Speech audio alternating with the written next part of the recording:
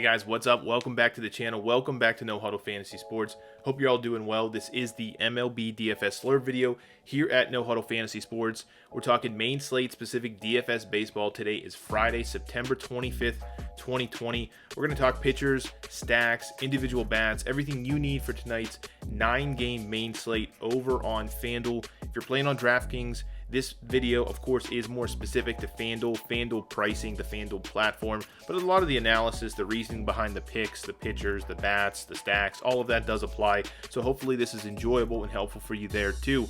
But in general, as I mentioned, we're talking baseball specific 9-game main slate tonight.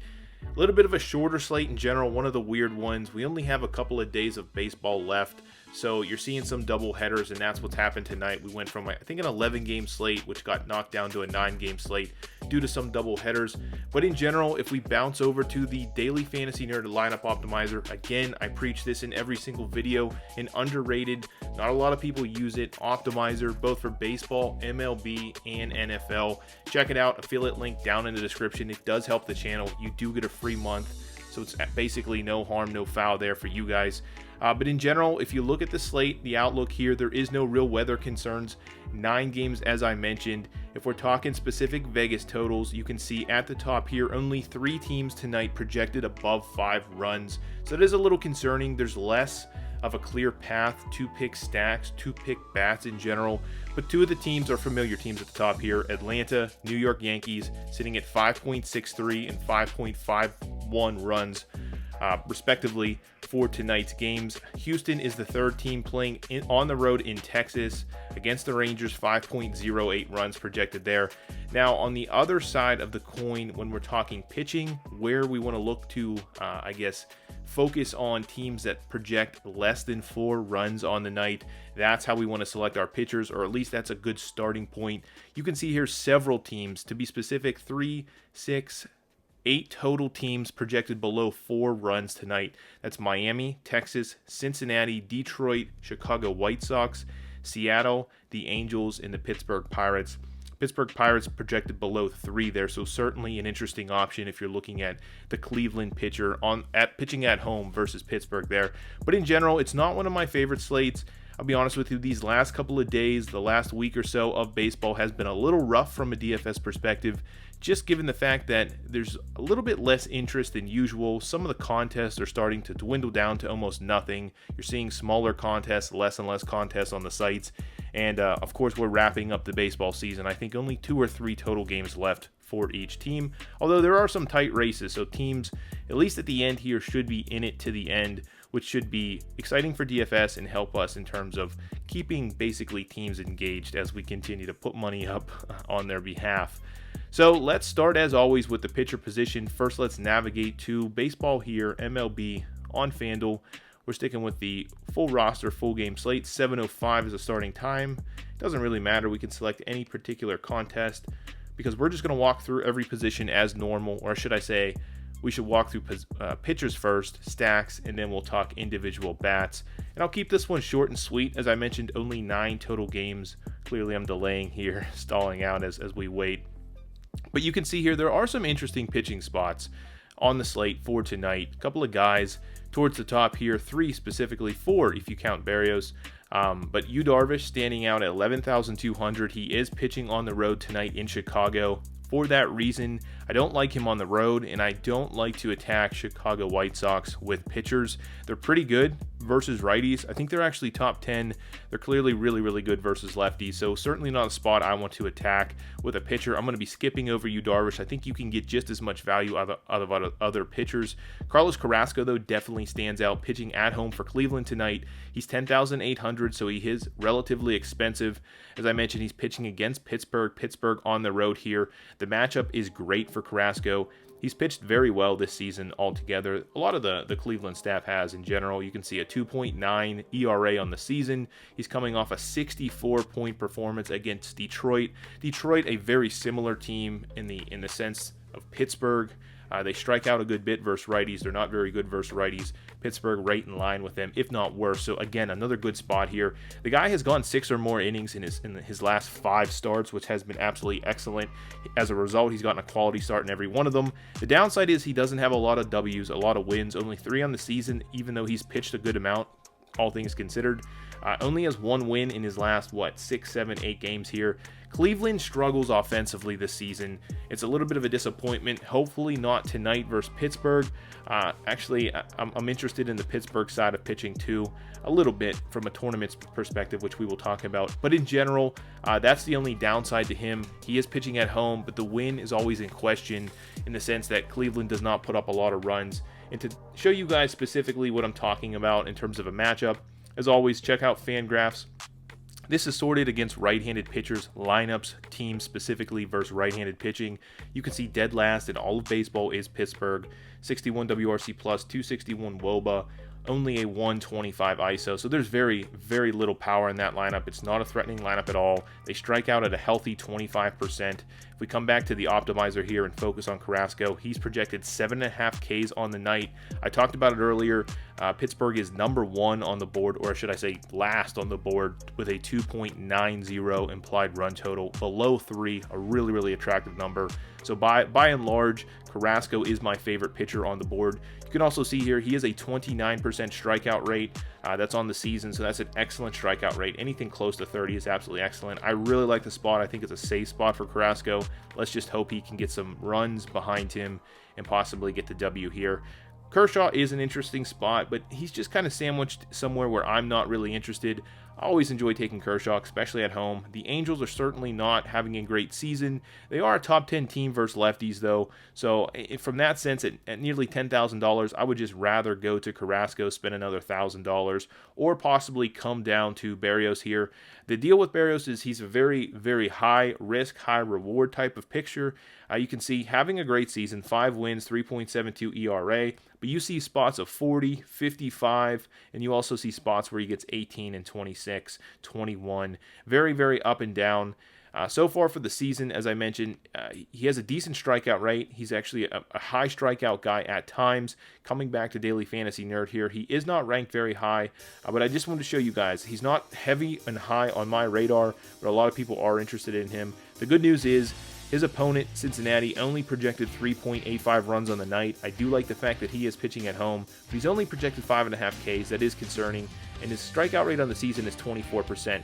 Now, I believe that is low for him. Again, if we go back to some of his game logs, you can see he pushes double-digit strikeouts at times. He just has not had the greatest of season from that sense. So, in general, I think he's interest is there, but in general, I will be avoiding him in most of my lineups. The only other guy I'm really interested in tonight, actually I'll give you 2 guys here, coming down in price a lot. By any chance, when I see this name, Chris Baskin, I just think Carol Baskin. Hopefully you guys are right there with me. But a lot of these guys I'll be passing over, including Carol Baskin. But Brad Keller, not interested. Jay Happ pitched really well in his last start, not interested. Turnbull, not interested. None of these guys really stand out to me. But coming down to two lower price guys I think are interesting at $6,800. Jose Urquidy, if I'm pronouncing it correctly, has pitched pretty well this season. He's pitching on the road in Texas. That's the downside here. Has a 2.78 ERA, only 4 starts under his belt. You can see here the start against Texas is what we're looking at here. 2 starts ago, went 7 innings, had 7 Ks, only 1 earned. Got the quality start and the W here. Has not really been hit hard this season, which is good. His strikeouts have been sporadic. That's the easiest way I could explain it. So I don't know exactly what you can come to expect from him, but if you're looking for a value price, he's my favorite value pitcher on the slate. Again, bouncing over to Daily Fantasy Nerd here. The reason I like him, they have him highly ranked here, a huge value, #1 value on the slate in terms of a pitcher, projected as the third most amount of points. Texas is not very good versus righties. Again, the downside, he's pitching on the road. 3.92 runs projected for Texas here, so that's a very, very low total. 7 Ks projected on the night from Vegas for your Quiddy. So yes, we've seen only 2 and 3 at times, but the Vegas totals clearly support him striking out a lot here, and it makes sense because if we go back right above Pittsburgh, we just talked about them, but Texas is 63 WRC+, 29th overall in baseball. they're right there at the bottom of the barrel with Pittsburgh. They have a 25% healthy strikeout rate versus righties, so definitely some interest in him also. Last but not least, if you really want to come down in price, save another $500. I don't know if you have to tonight, but Mitch Keller, Pittsburgh pitcher, pitching on the road here, not an ideal spot, but he is their top prospect in terms of pitching. He's only pitched a couple of times this year, coming off a really nice, almost an elite start with a limited pitch count versus St. Louis here in his last start. Went 6 innings, only walked 2, struck out 6, got a quality start, 40 points, $6,300. That's a really, really quality outing there. Hopefully we can get something like that tonight. And Cleveland does not scare me. I mean, they are right there towards the bottom again. These are all teams we want to attack. Versus right-handers, they are a bottom 5 team in almost every single category. The only downside is they don't have as an elite strikeout rate as other teams down here, but nonetheless, they're certainly not a super threatening team. If you want to go there, if you want to save a ton of money, I do like Mitch Keller. He should not be suffering from any type of pitch count at this point. Went 84 in his last, so he should touch 90, 95, maybe even 100 tonight. If we can get another 40, 45 points out of him, that's an excellent spot for $6,300. So speaking of that, those are the pitchers. I think we can build a lineup as we go here. We haven't really done that in previous videos, but I mentioned how much I liked Carrasco here. So let's throw him in. He's definitely my number 1 pitcher. And let's talk stacks here. Bouncing back to Daily Fantasy Nerd. This is a great area to just kind of get your thoughts, collect them, and see where bats stand out. I'm definitely interested in Atlanta. I'm definitely interested in New York. I know it's easy to say they're the number 1 and 2 teams on the slate. I will say Atlanta more so than New York if you had to make me choose. Both are very expensive stacks. That's why I give you guys some value pitching, because it's going to be difficult, trust me, with Carrasco to fit these 2 stacks in. But in general, Atlanta, they're facing this guy named Chris Mazza, if I'm pronouncing it correctly. Basically, he's an older pitcher. He's 30 years old, has not really made it in the major leagues. He's just kind of getting a spot start. Just Boston's trying to just end their season right now. You can see he pitched a little bit for the Mets in the past, but before that has just had a career of minor leagues since 2012. Has never struck anyone out. If we go to the minor league strikeout rates here, you can see, I mean, really, really low class rookie ball. He had some good numbers, but as he came up, you're talking 12, 15, 15, 19. Everything is basically under 20% in terms of a strikeout rate, and that's been the case so far, at least as he's pitched in the major leagues. None of the numbers really stand out because he doesn't have much in terms of numbers and innings under his belt, but he's definitely a guy I want to attack. His xFIP on the season, according to Fangraphs, sits at a solid, very solid 4.87, was 5.4 last year, 4 the year before. So again, not a very good pitcher. We know how lethal this Atlanta lineup is. So if you want to get obviously certain players in your lineup. The lineup is out now. It is a little bit of a downgrade because Freddie Freeman is not in it. I will admit that, but it does help you in terms of some value here. So bringing up the lineup here on Daily Fantasy Nerd, I'm really interested in how much they moved up Albies here. But basically anyone at the top here, you get some value with Duvall, a little bit of value with Riley. These guys are right on right, so it's not ideal. Some with Markakis, but I'm interested in playing a lot of these players. It does stink that Freddie Freeman is not in the lineup, so if that weighs anything on you, you might want to downgrade them. But it does help in terms of pricing. So definitely get your Atlanta bats in. And to bump over, I mentioned the other guy you want to look at attacking with a stack is a stack of New York Yankees against this Sandy Alcantara. Pitcher from Miami, a younger guy. Again, not a lot of information on him because he is younger. Has pitched over the last couple of years for the Marlins. Has never pitched particularly well. Has had a xFIP hover at or above 5 for his whole career, which again, not very much. The downside is he's had a decently low home runs per 9 overall in the 3 years that he's pitched. But again, you're looking at a guy that does not strike out a lot here, so that's something you're definitely interested in, especially with those powerful bats of that New York Yankees lineup. The Yankees lineup is getting healthy again, so all good things here. But other than that, there's really no other stats to really talk about, again, because he's a younger pitcher, doesn't have many innings under his belt. But I'm definitely interested in a New York Yankees stack. And if we bump over to the Yankees here and talk about some of the players, DJ LeMahieu obviously having an incredible season so far.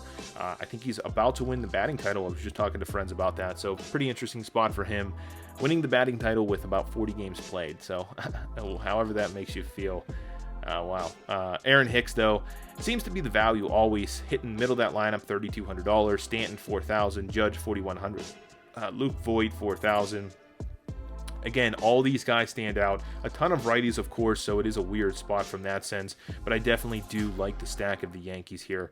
I think they are in an excellent spot. And going back here, if you want to talk any other stack, I always like the Dodgers. I think no matter how or why you can get them in your lineups, whether it's righties or lefties, they're facing a lefty here, so that in turn, in my opinion, opens up a lot of value because of bats such as Turner, Pollock, Taylor, Hernandez. Those guys all become available simply when it's a lefty on the mound because they get moved up in the order. They're much cheaper than some of the more heavier name bats, and as a result are in a good spot. But in general, that's what I'm thinking here. Again, it's going to be very difficult to fit a lot of these stacks in. And so with all of that said, let's try to build a lineup here. We could go back to FanDuel here and build a lineup directly out of this. I've done that a few times for you guys, but since we're at the end of the season, I thought I would just kind of showcase how it works, how you can build lineups here on Daily Fantasy Nerd. I talked about the pitchers we like, so let's just navigate over to pitchers. Let's lock in Carlos Carrasco, and let's see if we can actually build an Atlanta stack. So we're going to mention, this is the stacking feature tool available through Daily Fantasy Nerd. We're going to mention we want 4 total players out of this stack, 4 players from Atlanta. In addition to that, we're going to adjust some things here. I don't typically like playing players that are 8 or 9 in the lineup. We may need to due to the expensive nature of the stack, but let's see what happens here and what we can generate. So you can see here we're getting Rizzo, Castro from Detroit, Riley, Swanson, Markakis, Duvall. So we're getting a bottom of the order type of stack, 4, 5, 6, 7. I guess middle of the order stack for Atlanta that puts Happ and Kepler, 2 values that we had talked about, into the order. And this looks like an excellent way, an excellent build right off the bat here. If you want to go with Carrasco and still get exposure to a high-end, high-value, high projected implied team total Atlanta stack. So hopefully this is helpful for you guys. Again, hopefully you enjoy these videos. I've really enjoyed this season so far, or should I say this entire season in general. It's been an excellent MLB season. The videos have been excellent, the engagement, the encouragement, all the stuff that is associated with this MLB season and DFS. I can't thank you guys enough. But if you're new here, simply haven't done so already, please make sure you're subscribed to the channel. Hang around. We'll be back next MLB season once we get a full season of actual baseball available to us. In addition to that, if you're into NFL DFS, I will be publishing my kind of final look, final pick video tonight regarding NFL main slate over on FanDuel. So please make sure you hang around, subscribe to the channel, and check out that. Outside of that, I wish you guys the best of luck tonight, the best of luck through the rest of the MLB season, and I'll catch you in the next video.